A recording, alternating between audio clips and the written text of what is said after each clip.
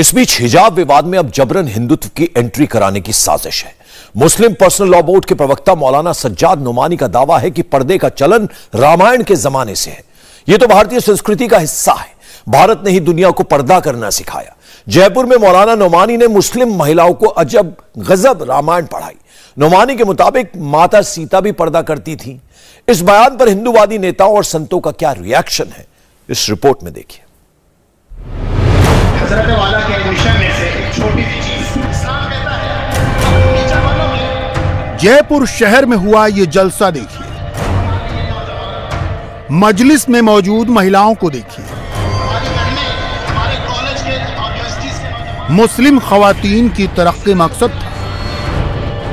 Tagline दी गई, चुनौतियों को अवसरों में बदले। हमारे दरमियान हजरत वाला तशरीफ फरमा हो चुके हैं। जलसे को खिताब करने आए मौलाना खलीलुर रहमान सज्जाद नोमानी बहुत जल्द इंशाअल्लाह हजरत वाला को भी सुनेंगे। मशहूर और मारूफ इस्लामिक उलमा, मुस्लिम पर्सनल लॉ बोर्ड के प्रवक्ता मौलाना ने यूनिवर्सिटी ऑफ मदीना से दीनियात की तालीम हासिल की है। मगर जिस जलसे में मुस्लिम महिलाओं की तरक्की और फरोग की बात होनी थी, उस जलसे में सख्त हिजाब में कैद औरतें चौंका रही थी। हर पर्दा नशीन खवातीन तालिबान राज की याद दिला रही थी। आंखों को छोड़ सर से पैर तक काले हिजाब में कैद। जाहिर है इन महिलाओं पर थोपा गया पर्दा ही सबसे बड़ी चुनौती है। इस पर्दे से आजादी ही अवसर है। मगर मौलाना सज्जाद नोमानी को इसे जस्टिफाई करना था, तो मौलाना नोमानी ने एक चौंकाने वाला शिगुफा छोड़ा। सीता जी की वापसी के बाद ठेठ इस्लामिक मंच से रामायण में पर्दे का प्रसंग है। सीता जी की वापसी के बाद जो जश्न मनाया जा रहा है, खुशी मनाई जा रही है, इतनी लंबी जुदाई के बाद श्री रामचंद्र जी और सीता जी का मिलन हो रहा है, यकीनन ये खुशी की बात है। तो उनके छोटे भाई लक्ष्मण, रामचंद्र जी के छोटे भाई लक्ष्मण से कहा जाता है, हार देकर, माला देकर, ये खुशी के मौके पर अपनी भाभी के गले में, सीता जी के गले में ये माला डालो। ये बहुत खुशी का मौका है, इसको हम एंजॉय करेंगे, सेलिब्रेट करेंगे। वहां 14 महिलाएं रामायण के बयान के मुताबिक खड़ी हैं। मैं नहीं जिम्मेदारी लेता कि वो बयान कितना सच्चा है कितना झूठा, लेकिन मैं बता रहा हूं कि जो लिखा है कि 14 औरतें वहां पर खड़ी थी। लक्ष्मण जी हार लेकर, माला लेकर खड़े हो गए। उन 14 महिलाओं के सामने सर झुकाकर, निगाहें झुकाकर लोगों ने कहा कि लक्ष्मण जी जल्दी कीजिए, देर हो रही है, अभी और भी कार्यक्रम है, आप भाभी के गले में जल्दी से हार पहनाइए। तो लक्ष्मण जी ने कहा कि मुझे कोई बता दे कि मेरी भाभी इन महिलाओं में से कौन सी है। तो उनसे लोगों ने कहा कि आप 14 साल आप जंगल में रहे हो और आप अभी तक अपनी भाभी को नहीं पहचानते। तो लक्ष्मण जी ने कहा, मैंने कभी उनके चरणों से ऊपर देखा होता तब तो मैं पहचानता, इसके सिवा पर्दा और क्या है। मौलाना ये किस्सा कहां से लाए वही बेहतर जानते होंगे, मगर उनके बयान में ही गजब विरोधाभास निकला। बोले जिम्मेदारी नहीं लेता कि बयान कितना सच्चा है कितना झूठा। समझना मुश्किल है कि इतना बड़ा मौलाना, मुस्लिम पर्सनल लॉ बोर्ड का जिम्मेदार प्रवक्ता, रामायण पर अपनी लिखी स्क्रिप्ट क्यों फिट कर रहा है। क्या वो साबित करना चाहते थे कि जो कुरीति मुसलमानों के यहाँ है वो हिंदुओं में भी है? तो उन्हें समझना होगा कि सनातन संस्कृति में नारी नारायणी है, असुरों का संहार करने वाली दुर्गा है। इसीलिए कहा गया है, यत्र नार्यस्तु पूज्यन्ते रमन्ते तत्र देवता, यत्र ना यस्तु पूज्यन्ते तत्रास्त सर्वास्त्र क्रिया अफलाह। यानी जहां नारियों का सम्मान है वहां देवता रहते हैं, जहां नारियों का सम्मान नहीं वहां हर काम असफल है। भारतीय संस्कृति में नारी शक्ति है, वो पर्दे में नहीं रखी जाती। रामायण काल में कैकेयी महाराज दशरथ के साथ युद्ध में जाती हैं। सीता भगवान शिव का वो धनुष उठा लेती हैं जिसे महारथी नहीं उठा सके।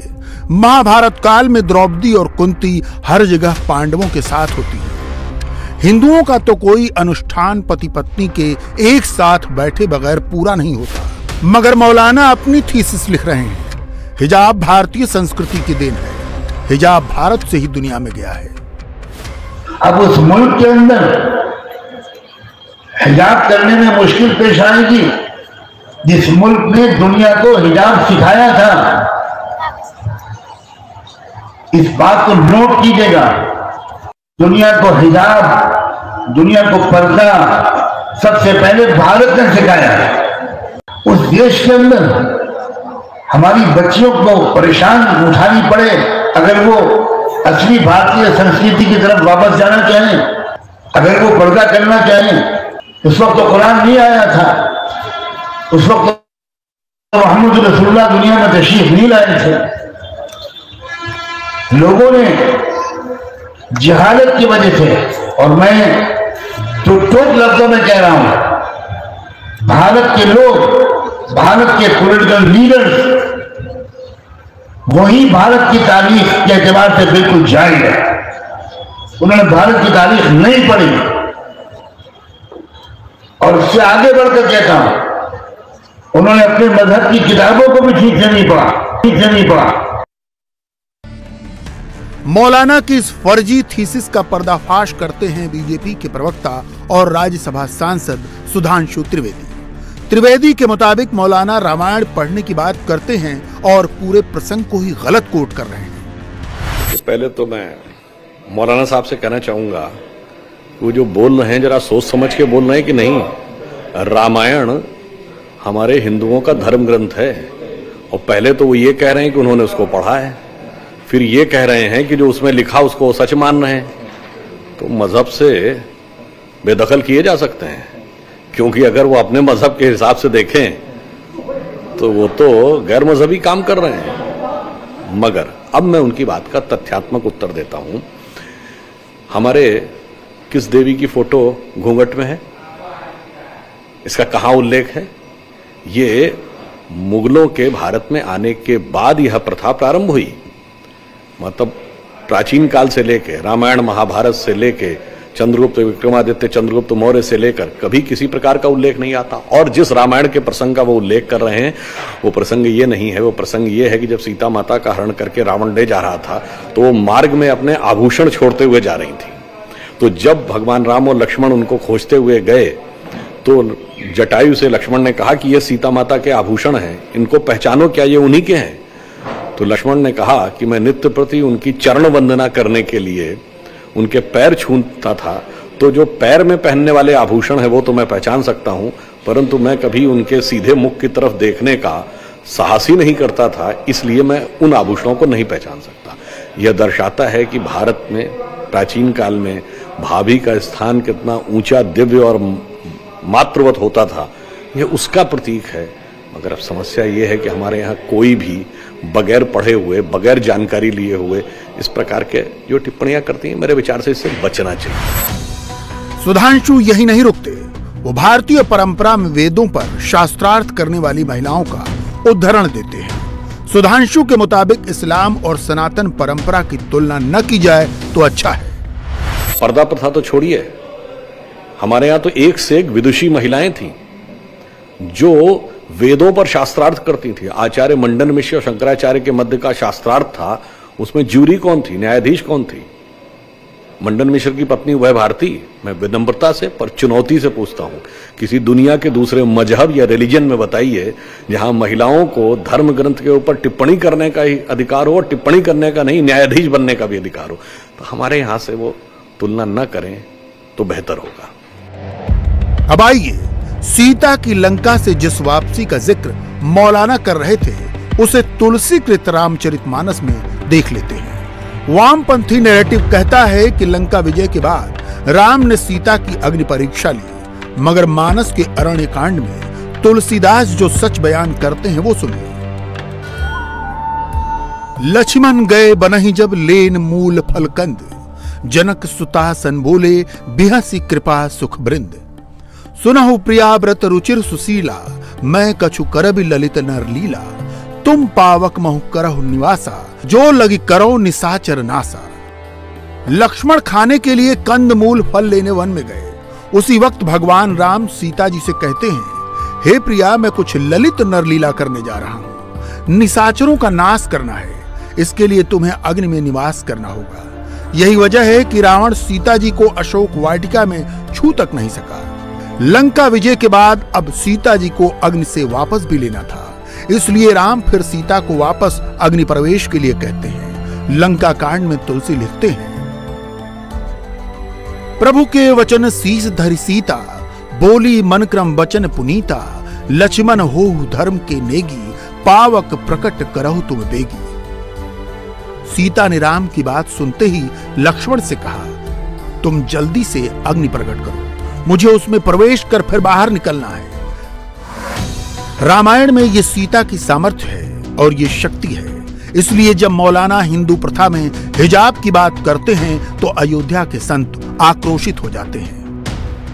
ये लक्ष्मण जी ने कहा था कि हमने सीता जी के जो चरण के आभूषण हैं उनको तो मैं बता सकता हूं, लेकिन मुख के आभूषण कौन है उनको मैं नहीं बता सकता हूं। ये हमारी संबंधों की मर्यादा है, लेकिन इस संबंधों की मर्यादा के लिए वो कैसे कह सकता है जिनके यहाँ महिलाओं के साथ हलाला होता है और उसको अपने वो धर्म का एक हिस्सा मानते हैं मजहब का। और हलाला का मतलब क्या होता है, लोग न समझिए बलात्कार है। और वो कौन करता है, उस महिला की गैर इच्छा से उसका ससुर करेगा, उसका फिर जो है तो भाई करेगा, फिर मौलवी करेगा, और वो उसके अपने मजहब का, अपने धर्म का एक अभिन्न हिस्सा मानते हैं। तो जहां महिलाओं के साथ बलात्कार को धर्म माना जाता है, वहां वो कैसे, ये मर्यादा की बात उनको कैसे आ गई। ये अज्ञानता जो है उनका इससे प्रदर्शित होती है कि उनको न तो उनको इस्लाम का ज्ञान है और न सनातन का ज्ञान है। अगर सनातन धर्म का ज्ञान होता तो भी वो इस तरह की बात न करते, और इस्लाम का भी ज्ञान नहीं है, क्योंकि इस्लाम में जो है महिला खतना तक होता है। ये तो बीच में कुछ कम हुआ है, लेकिन अभी भी कहीं कहीं बोहरा समाज है जो महिला खतना होता है। ये कहा जा सकता है इस्लाम में महिलाओं को जितना दबाया जा रहा है, मैं कहता हूं अगर इस्लाम में महिलाओं को फ्रीडम छोड़ दीजिए, 99% महिलाएं हिजाब से प्रताड़ित हैं, पीड़ित हैं, लेकिन उनको दंड है कि इनका जो मजहबी उन्माद है, इनकी जो क्रूरता है, वो जानती है कि उनकी हत्या हो जाएगी। एक सम्मान भरी भाव है, एक संस्कृति हमारा है, एक परंपरा हमारी ऐसी है, एक ऐसी व्यवस्था है, और उसको जिस प्रकार से रूढ़िवादी तरीके से नहीं, ये संस्कारवादी तरीके से हम लोग चलते हैं। और सनातन में तो स्त्रियों का देखिए, छोटी बच्ची है तो कन्या पूजन करते हैं, और तो नारी की शक्ति स्वरूपा है, और बड़ी तो मातृ शक्ति स्वरूपा है, बहन शक्ति स्वरूपा है, भाभी माँ शक्ति स्वरूपा है। तो इस भाव से देखते हैं। और उनके यहाँ तो महिलाओं तो उपभोग की वस्तु है, एक नहीं, दो नहीं, तीन नहीं, तलाक तलाक तलाक, काम खत्म। दरअसल सनातन की सहिष्णुता से नोमानी जैसे लोग अपनी व्याख्याएं और अपने प्रसंग गढ़ते हैं, उल्टे सीधे नैरेटिव सेट करते हैं। एक दौर में वोट बैंक की पॉलिटिक्स ने ऐसे लोगों को छूट दी, सेकुलरिज्म का चोला ओढ़कर इसे हवा दी गई। मगर अब समय बदला है, सनातन सचेत है, चेतावनी के लहजे में रिएक्ट कर रहा है। इंडिया टीवी हर वक्त हर जगह डाउनलोड करने के लिए सर्च करें India TV news Google play store या ऐप स्टोर पर।